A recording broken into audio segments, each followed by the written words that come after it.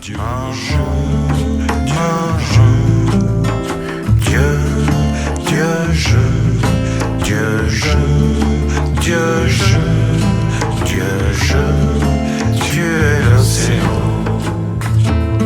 Dieu, je, Dieu, je, Dieu, Dieu, je, Dieu, je, Dieu, je, Dieu, je, Dieu est l'océan. Dans cette vidéo, je voulais parler de quelques réflexions, prise de conscience, éclairage du moment sur une thématique vaste comme l'océan d'énergie dans lequel nous sommes incarnés. Je tire des ficelles et voilà, ça peut mener à je ne sais où, loin, à travers notre école de transformation, notre école du réel, notre école de l'âme qui prend un corps et qui se retrouve avec tous ces éléments sans plus avoir d'éducation pour comprendre, en dehors d'une éducation finalement qui se fait par la vie elle-même, c'est le principe même de la vie. Mais pour ça, il faut quand même avoir la capacité d'avoir en soi un espace de stabilité pour pas être emporté par ce flot d'expériences du monde extérieur, de ce champ d'énergie. Dans ce champ d'énergie, il y a l'humanité qui a un règne à part, et dans cette humanité, il y a des êtres qui ont la volonté, la pugnacité d'en être les tenanciers, et qui n'ont pas une volonté dans une belle intention de servir le bien commun, mais de tirer l'énergie du bien commun pour leur profit, pour grandir eux, pour se gonfler, et on entre dans un monde d'orgueil, un monde de force très puissante qui attrape du coup celui qui prend ce chemin de pouvoir. Nous, chez les Esséniens, on appelle cette matrice humaine le monde des hommes, c'est-à-dire que c'est un monde construit par les hommes, pour les hommes, et ceux qui le construisent sont le plus souvent poursuivent des buts de contrôle, d'asservissement. L'homme est fait de beaucoup de couches, de plus en plus profondes, et donc il y a vraiment un art, et du coup ces êtres qui veulent contrôler cette énergie humaine. En la contrôlant, elle contrôle toute la Terre, du coup, et donc toutes les créatures de la Terre. Donc c'est pas rien. Il y a de l'enjeu, donc ils y mettent les moyens, et donc ils utilisent des êtres qui se donnent à ces forces et qui savent très bien être dans une forme de transmission de la dette et transmission de la souffrance, de cette école de souffrance, en créant de la souffrance qu'ils n'ont pas eux-mêmes réussi ou eu la force de transformer dans leur incarnation. Leur moyen de survie, c'est de transmettre cette souffrance et d'en créer encore plus, parce que finalement, ils servent ces mondes-là pour exister et pour ce qui est des initiés de ces forces, de retrouver leur mémoire et d'exister à travers cet égrégore de matrice humaine, de souffrance.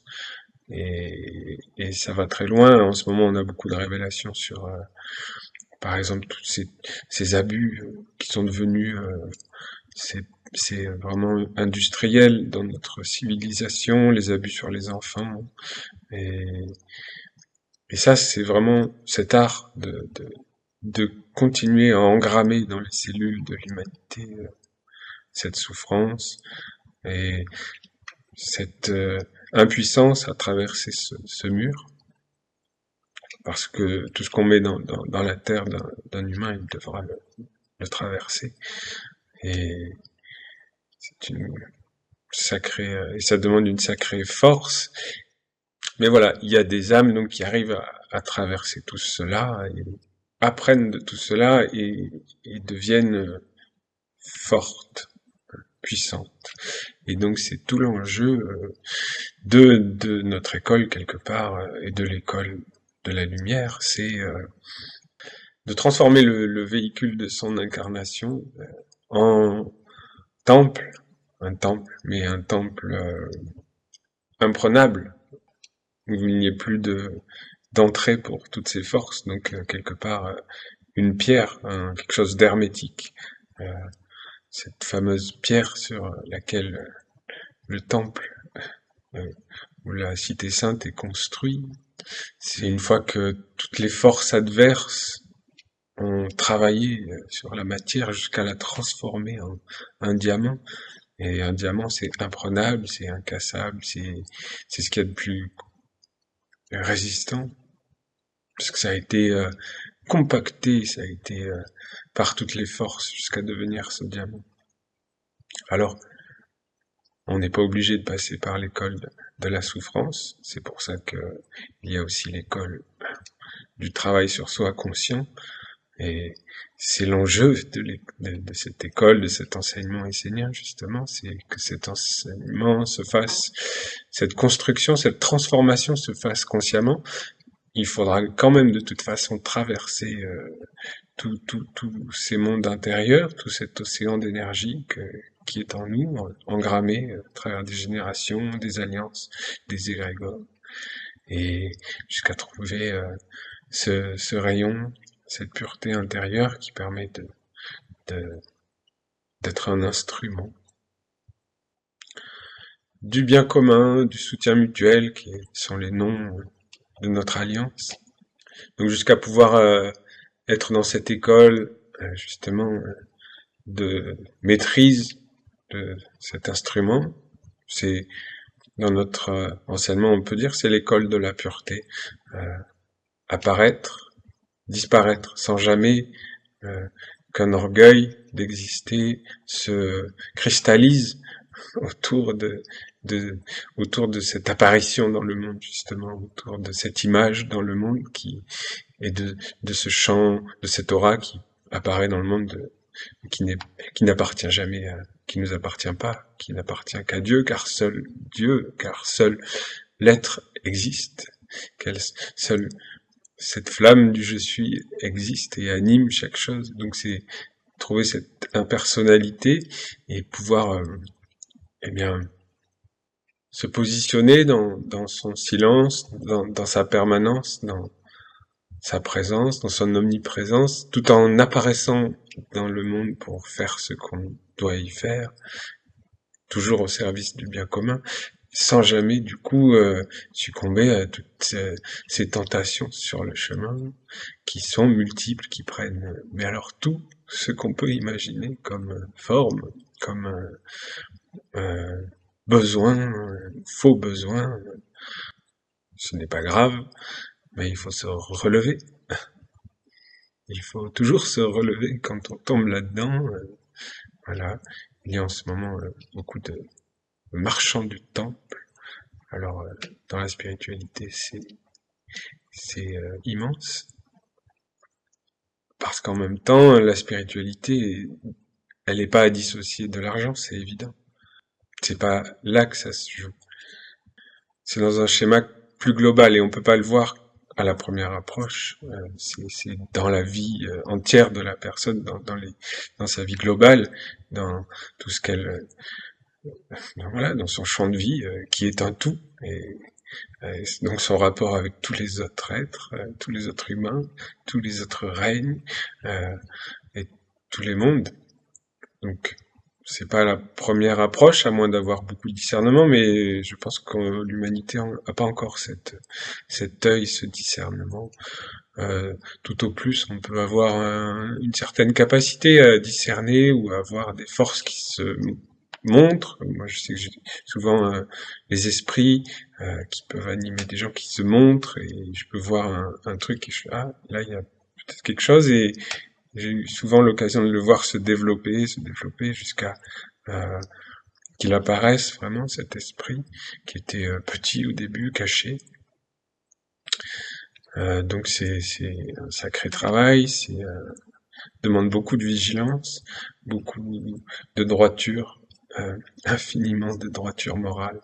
Il n'y a que la droiture morale, je crois, qui peut même nous conduire. C'est ce que j'appelle le diapason euh, dans ma vie.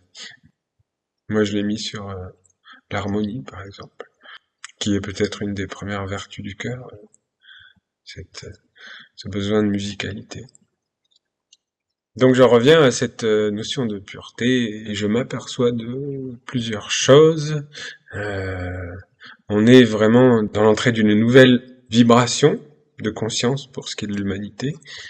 Et donc je vois que notre école, justement, et il y a eu 2000 ans, un maître, et Saint Jean qui a été le porteur d'une école pendant 2000 ans, pour qu'apparaisse quelque chose dans ce grand jeu cosmique, une nouvelle dimension.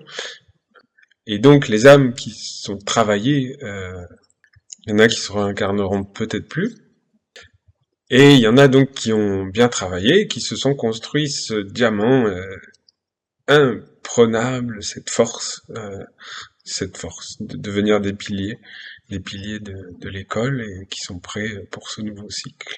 Et je pense que voilà, ceux qui viennent vers cette école de pureté qui apparaît pour ce prochain cycle, je vais continuer à en parler, mais ça va être quelque part ce qu'on appelait les bodhisattvas dans un cycle avant, c'est-à-dire que ça va être ceux qui vont être les gardiens de cette école. Cette école, c'est celle de la mer, c'est celle du cristal diamant de la mer, de cette école tellement pure, tellement puissante, tellement belle, et qui n'existe que dans le nous, et qui est une résurrection des mystères qui n'ont pas existé depuis peut-être quelques millénaires. Les mondes divins ont maintenant retouché justement le minéral à travers l'instructeur qui est venu pour cette fin de cycle chez les Esséniens. Et donc les mondes divins ont reposé une alliance dans la pierre. Et c'est cette école de la mer. Et c'est une splendeur. C'est l'école des dieux. Donc c'est un chemin hyper puissant, hyper grandiose, qui est vraiment cette grande transformation. Et donc voilà, les personnes qui sont devenues des piliers, vraiment ancrées dans cette splendeur, dans cette évidence, dans ce réel de cette école, qui est un animisme renouvelé, qui sait se protéger justement de tous ces mondes fous qui arrivent, parce que c'est pas l'animisme qui est resté dans la forêt, et qui est avec des esprits qui n'ont pas eu la force et la protection pour résister maintenant à cette nouvelle force en face qui est d'une puissance voilà, de destruction qu'elle n'avait pas auparavant. Donc maintenant, il y a des nouveaux gardiens. Moi, j'appelle ça les gardiens de l'Agartha. Enfin, j'appelle ça non. C'est lors d'une célébration d'Auriel que j'ai reçu ce nom. Gardien de l'Agartha. Ça sonne bien. Mais c'est être un gardien, un pilier, et pour tout le cycle qui vient de cette école de la mer, à travers toutes les vies qu'il faudra, et tout le travail qui sera demandé pour que le précieux du précieux soit protégé. Et il faut des gardiens et des engagements d'âme dans l'éternité, justement. C'est quoi qu'il en coûte. Il n'y a rien de plus précieux que du cristal diamant de cette école de la Terre. Et donc, c'est cette grande école qui appelle ses piliers, qui appelle ses gardiens, ses protecteurs, qui sont prêts. Et donc, moi j'appelle ça maintenant un peu l'école de la pureté. Et c'est intéressant parce que je vois que c'est comme s'il voulait apparaître euh, sur cette épée de Melchizedek, justement dans notre tradition. On disait Melchizedek, prince de paix et de justice. Et pour moi, il manquait ce troisième joyau sur cette épée, qui est la pureté, justement. Et c'est comme si il y avait une nouvelle dimension à cette école de Melchizedek, pour ce cycle qui est l'école de la pureté, l'école de la mer, dans sa splendeur immaculée, sa blancheur pure, cette terre sainte des temps qui viennent, cette terre sainte de cette ère. Dans le monde, on dit ère du Verseau. L'archange Gabriel l'a renommé le Verseau par une vertu qui est la paix. Donc cette ère de la paix, justement.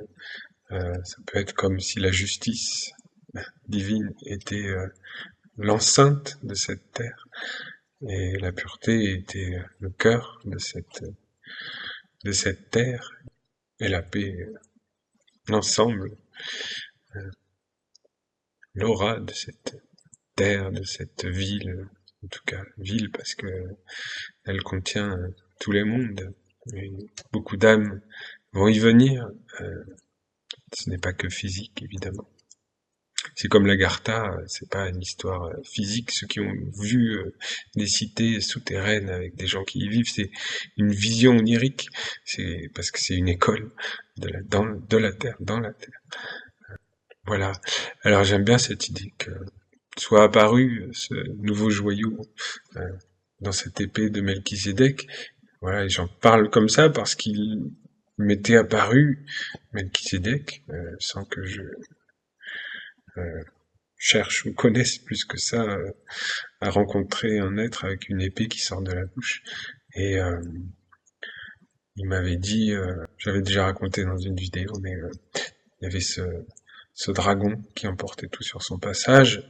Et voyant que le dragon voulait me parler à un moment, après avoir s'être abattu sur notre école essénienne d'ailleurs, parce que c'était dans un village essénien, il m'avait dit bah t'occupe pas du dragon, c'est pas ton rôle. Et effectivement, je vois bien au final que c'est pas mon rôle. Je m'occupe pas de de de combattre le dragon, d'être dans des trucs de procès de justice, de défendre à tout prix des mètres carrés, des territoires.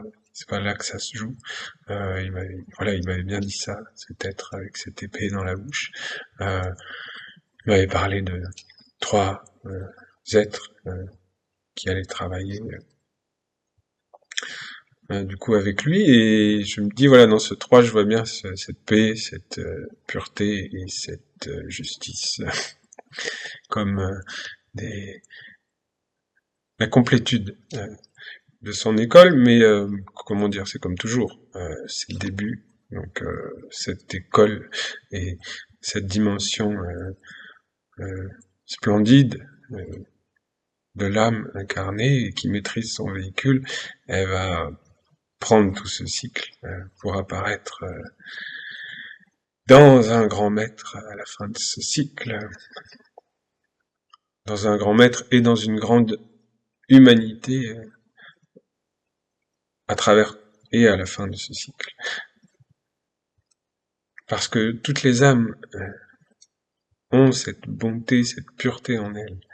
Et en ce moment, cette époque-là, elle est géniale parce que ça a monté le taux vibratoire pour que tout ce qui est engrammé un peu dans chacun, justement, apparaisse dans ce champ d'énergie qui entoure, qui est sa vie quotidienne, et afin de pouvoir faire ce travail, et réellement voir les mondes qui étaient cachés dans la mesure de ce qu'il peut gérer toujours en lui.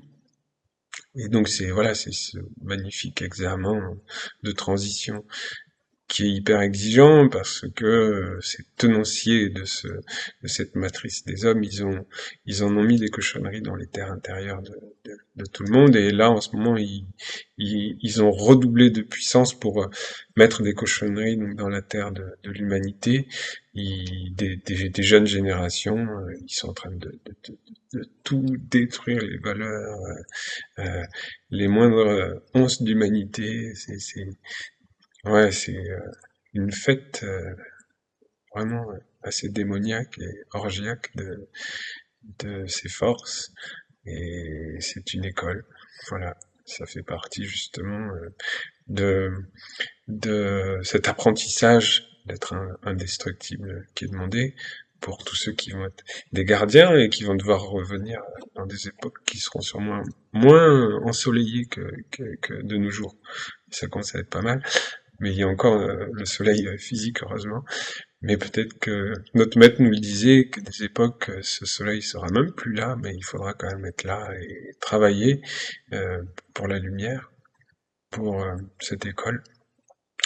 Donc, vaille que vaille, c'est un engagement. Il faut pas, voilà, faut- c'est beau. Il n'y a rien de plus noble, de plus beau pour une âme que de respecter ses engagements et d'être un parent de la lumière, un pilier de la lumière et de se tenir loin de, de toute peur, de tout sectarisme, fanatisme. Euh, je le dis souvent parce que, oulala, qu'est-ce que ça fait des dégâts. C'est la vie elle-même et c'est l'ennoblissement de l'être humain lui-même. C'est pas des concepts, c'est l'ennoblissement de nos frères et sœurs. Vraiment, vraiment. Pas vouloir qu'ils soient comme on veut qu'ils soient. Qu'ils soient eux-mêmes et leur apporter la meilleure nourriture pour cela.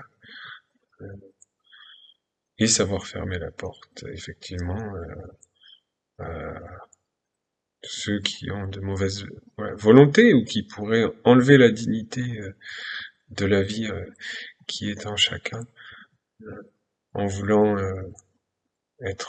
apparaître eux-mêmes, justement, être ceux qui ont les clés.